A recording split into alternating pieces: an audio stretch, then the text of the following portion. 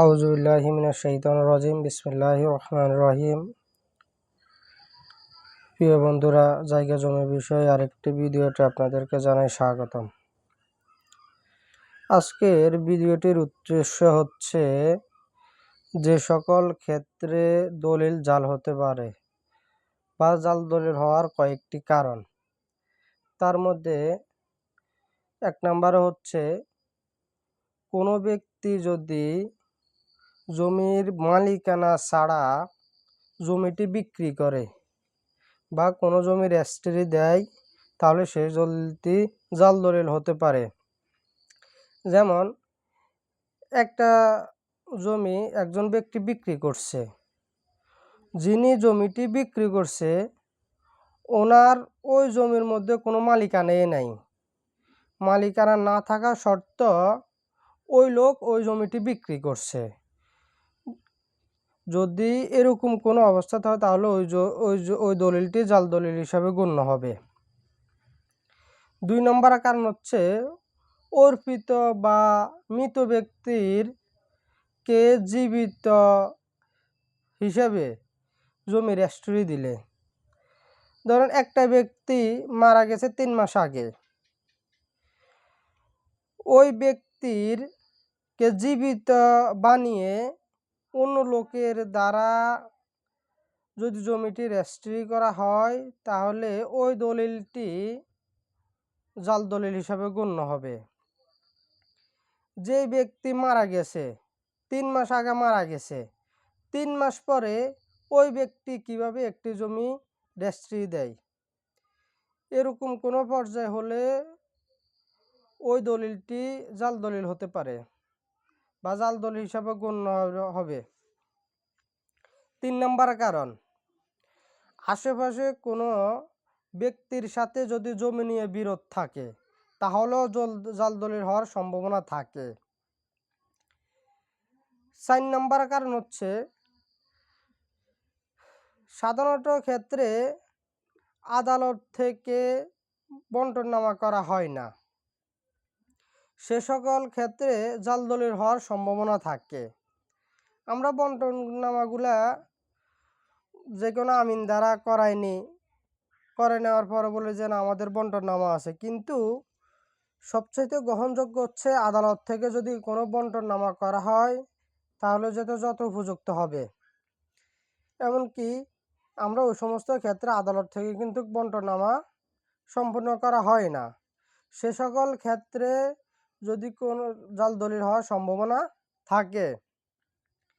5 নম্বর কারণ হচ্ছে মালিক বিদেশে থাকে, এমনকি মালিক দেশে নাই, বিদেশে থাকে দেশে নাই, না থাকার পরও মূল দলিল থেকে কারসাজি করে যদি কোনো দলিল করা হয় তাহলে ওই দলিলটি জাল দলিল হতে পারে বা জাল দলিল হওয়ার সম্ভাবনাও থাকে। 6 নম্বর কারণ হচ্ছে অনেক সময় দলিলের উপরে ঘষামাজা করা হয়। বিশেষভাবে একটা লেখা লিখছে, ওই লেখাটারে ঘষামাজা করে উঠানোর চেষ্টা করে বা অন্য লেখা লেখার চেষ্টা করে।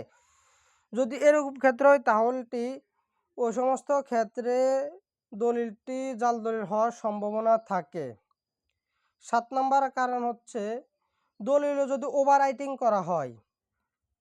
মনে করেন একটা লেখা লিখছে, লেখাটা হয়তো বা কোনো কারণে কম উলছে বা বেশি উলছে বা ভুল হয়েছে বা শুদ্ধ হয়েছে, ভুল হওয়ার কারণে ওই লেখার উপরও যদি ওভার রাইটিং করে লেখা হয় তাহলে জাল দলিল হওয়ার সম্ভাবনা থাকে। 8 নম্বর কারণ হচ্ছে দলিলের লেখা যদি কাটাছেঁড়া করা হয়, দলিলের কোনো লেখা যদি কাটাছেঁড়া করা হয় এবং যে মুহুরি যদি দলিলটি সম্পন্ন করবে বা দলিলটি লিখবেন, উনি এই দলিলটির ভিতরে কেন কাটাছেঁড়া করেছেন তার জন্য যদি কৈফিয়ত না দেন তাহলে কিন্তু দলিলটি জাল দলিল হওয়ার সম্ভাবনা থাকে। 9 নম্বর কারণ হচ্ছে মূল দলিলের তারিখ ঠিক কিন্তু ভিতরের বিষয়বস্তুগুলো পরিবর্তন করা হয়, সে সকল ক্ষেত্রে কিন্তু জাল দলিল হওয়ার সম্ভাবনা থাকে। তার মধ্যে বিষয় হচ্ছে তারিখ ঠিক, সব কিছু ঠিক, কিন্তু যখন দলিলের ভিতরে লেখাগুলো লেখা হয় তখনই ম্যাক্সিমাম টাইমে পরিবর্তন করা হয়। তখন যদি পরিবর্তন করা না হয়, বাস্তবের সাথে যদি মিল না থাকে, মূল দলিলের তারিখ ঠিক আছে, অসুবিধা নাই, কিন্তু যদি ভিতরের বিষয়বস্তুগুলো যদি না মিলে, যদি ভিতরের বিষয়বস্তুগুলো পরিবর্তন করা হয় তাহলে জাল দলিল হওয়ার সম্ভাবনা থাকে। 10 নম্বর কারণ হচ্ছে দলিলে যদি দাতার স্বাক্ষর নকল করা হয় তাহলে দলিলটি জাল দলিল হতে পারে, এমনকি জাল দলিল হওয়ার সম্ভাবনা থাকে। 11 নম্বর কারণ, সেটা হচ্ছে একটা দলিল রেজিস্ট্রি হয়েছে, দলিল সম্পাদনও হয়েছে, কিন্তু দলিলটি বালামভুক্ত হয়নি, সে সকল ক্ষেত্রে দলিলটি জাল দলিল হওয়ার সম্ভাবনা থাকে। 12 নম্বর কারণ, দলিলের যখন আমরা বিষয়ে গদগুলো লেখা থাকে, গদের মধ্যে মৌজা যদি ঠিক না থাকে, জমির শ্রেণী, দাগ নাম্বার, খতিয়ান নাম্বার যদি ঠিক না থাকে তাহলে দলিলটি জাল দলিল হওয়ার সম্ভাবনা থাকে। তা কোনো ব্যক্তির 13 নম্বর কারণ হচ্ছে কোনো ব্যক্তির অ্যাবসেন্টে অন্য ব্যক্তিকে দাঁড় করিয়ে যদি কোনো দলিল সম্পাদন করা হয় তাহলে ওই দলিলটি জাল দলিল হওয়ার সম্ভাবনা থাকে। 14 নম্বর কারণ হচ্ছে কোনো ব্যক্তির যিনি দলিলটি দাতা, যিনি দলিলটি রেজিস্ট্রি দিবেন, ওনার পরিচয় যদি ঠিক না থাকে, যেমন জমিটির মালিক যিনি, প্রকৃতপক্ষে মালিক যিনি, ওনার নাম ঠিক আছে, বাবার নাম ঠিক নাই, মার নাম ঠিক নাই, গ্রাম ঠিক নাই, এ সকল ক্ষেত্রে যদি এরকম ভুলভ্রান্তি হয় তাহলে জাল দলিল হওয়ার সম্ভাবনা থাকে। অতএব যখন আপনারা একটা দলিল রেজিস্ট্রি করবেন তখন এ সমস্ত বিষয়গুলো বিবেচনা করে দলিলটি রেজিস্ট্রি করবেন।